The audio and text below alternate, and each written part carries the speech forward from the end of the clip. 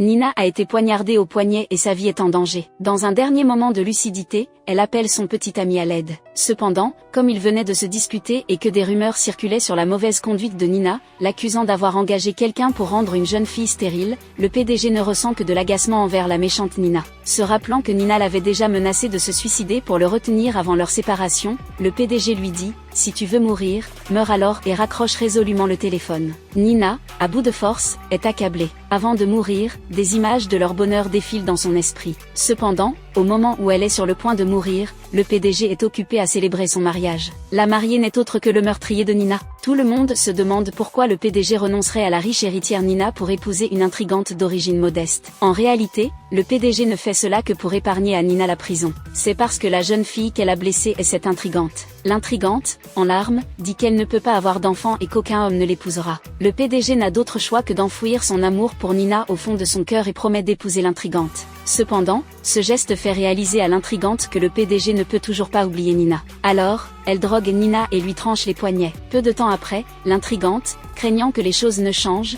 insiste pour que le PDG célèbre le mariage au plus vite. Cependant, juste avant de monter sur scène, le PDG ressent une douleur soudaine à la poitrine. Apprenant par son assistant que Nina ne répond pas au téléphone, il s'inquiète et l'appelle lui-même. Mais Nina, à un moment critique entre la vie et la mort, n'a plus la force de répondre. Le PDG pense que Nina est capricieuse comme avant et renonce à l'occasion de s'expliquer avec elle. Cependant, au moment où le marié doit prononcer ses vœux, Nina, qui a échappé à la mort, fait irruption. En voyant que Nina est toujours en vie, l'intrigante est momentanément déconcertée. Mais elle fait semblant d'enlever son bouquet, offrant hypocritement sa place de mariée à Nina. Nina observe froidement la scène et annonce qu'elle est venue pour ruiner leur mariage. Car le PDG peut épouser n'importe qui, sauf cette intrigante. Le PDG pense à nouveau que Nina fait des histoires sans raison. Il déclare publiquement qu'il n'épousera jamais une mauvaise femme qui traîne toute la journée et aime engager des tueurs. Nina gifle le PDG, car aujourd'hui, ce n'est pas lui qu'elle vise, mais l'intrigante qui se cache à côté de lui. Car c'est elle la véritable démone, qui a mis en scène son propre meurtre et a ensuite fait porter le chapeau à Nina.